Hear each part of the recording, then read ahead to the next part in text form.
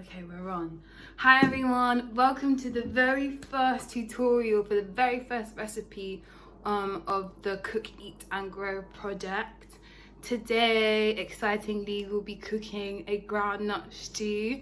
So I've heard that this is a very well-known West African dish, hot dish for a hot day.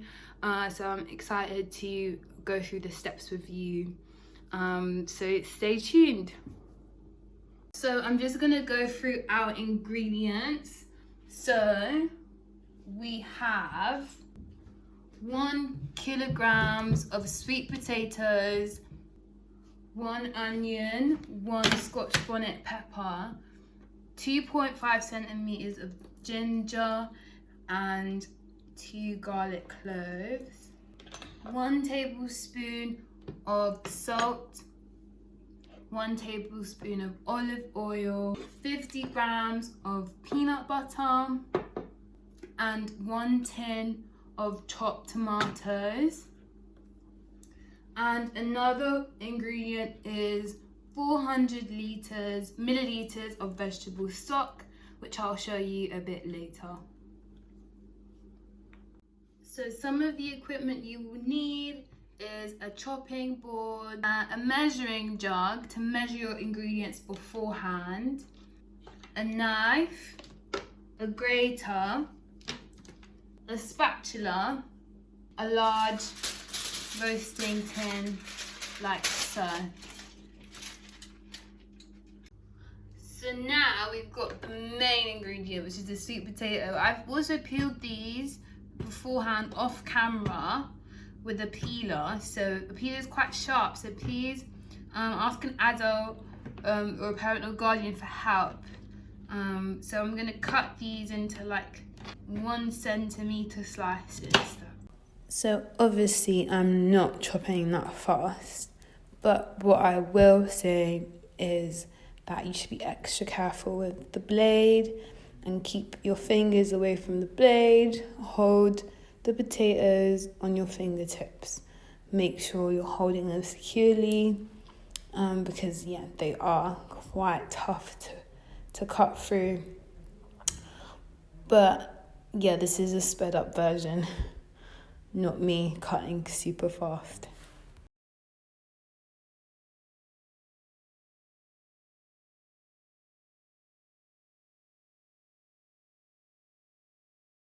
So here is our 1 kg of sweet potato already done.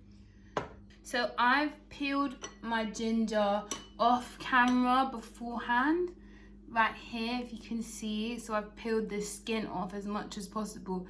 If you can, because you have to do it with the peeler, which is quite sharp, get an adult to help or a parent or guardian to help. So here's my grater. I've got my little plate here.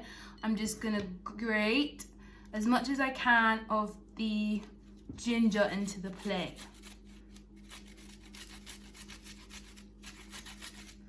So be very careful with your fingers, and you'll actually find that a lot of it is on the other side of the grater and isn't on the plate.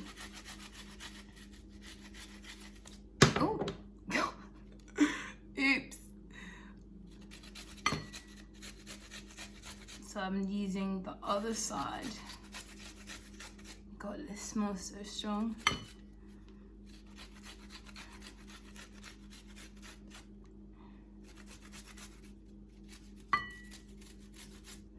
So I've got like little bits. I'm just gonna pull it off and throw it into my plate. I think this is probably a better way to hold the grater. So I got more bits. Throw that onto my plate. It smells so strong.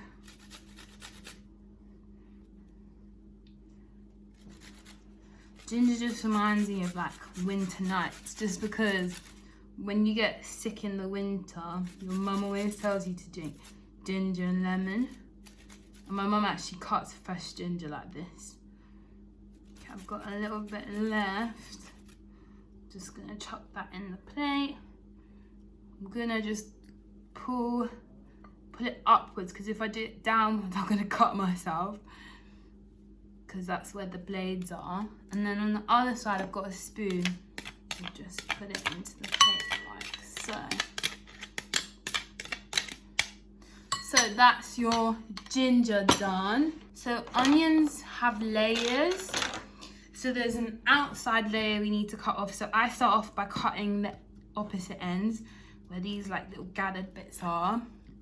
So use your knife very carefully. I always hold my onion like a C shape, like this. So my fingers are far, far away from the knife. And then I'm gonna peel the top of the onion like this. Sorry, that's my washing machine in the background. Onions have a very strong odor that can make you cry. I'm sure some of you know that. So I'm gonna cut it in half this way, right here.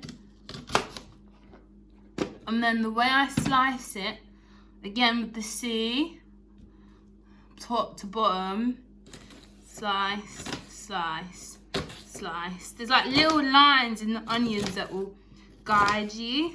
Slice.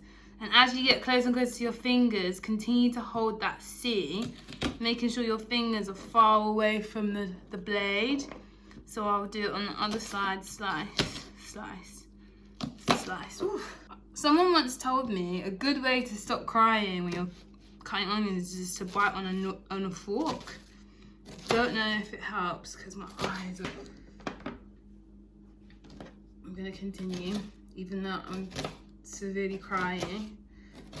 But that's part of cooking. And there you go, slices. Cool. Here's our stock. I'm gonna put that in there, and I've boiled some water, and I'm gonna pour it up to 400 milliliters.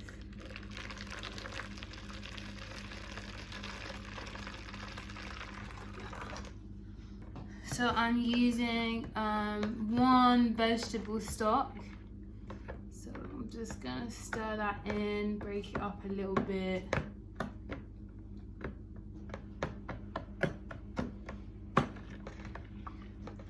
While you're doing all of this, make sure to have preheated your oven at 180 Celsius on the fan, ready for our vegetables. So I'm just stirring that and breaking it up. Should be like a nice orangey browny colour. That's your stock. I'm gonna put that to the side. So now with your roasting tin, we're gonna put our sweet potatoes, our onions, our ginger,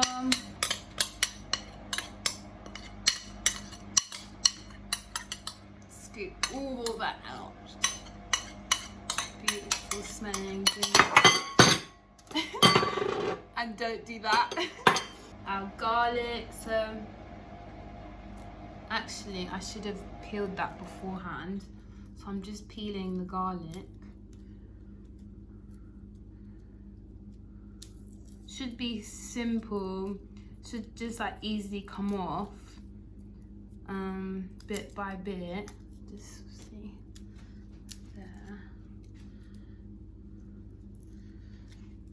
Just gonna like break it up a little bit with my nails, and then another clove of garlic. Just peel the bits off. Get to that juicy bit in the center where it's a bit moister and smell comes out. So please make sure your hands are clean before you do this. I'm just gonna probably pierce it with my nails. cut it. Okay, cool. And then Scotch bonnet. I want you to pierce a hole. So I'm gonna get my knife and just pierce a hole in your Scotch bonnet like so. Just gonna mix all of this together. It smells so good. So just like so, ooh, that ginger. Just separate your ginger.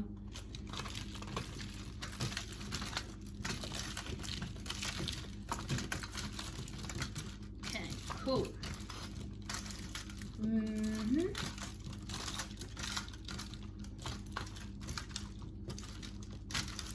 Okay, so I'm gonna put this in the oven, but before I do that, I'm gonna put my 1 tablespoon of olive oil, drizzle that over, and then 1 tablespoon of salt. Just put that over as well. Ooh. Probably like spread it over. Probably do some more mixing. Yeah, like so. Okay, I'm gonna put that in the oven. Be right back. So, half of that's done. We're gonna leave that in to roast in the oven for 45 minutes. So put on your timers 45 minutes, and then we're gonna check if the sweet potato is soft. So just prod it with a fork, and then we'll move on to the next step, which is involving our tin tomatoes, our vegetable stock in the water, and our peanut butter. So stay tuned. So this is our vegetable stock in water, and I'm going to empty out my tin tomato, and then I'm gonna add my 50 grams of peanut butter. Just separate the peanut butter as much as I can.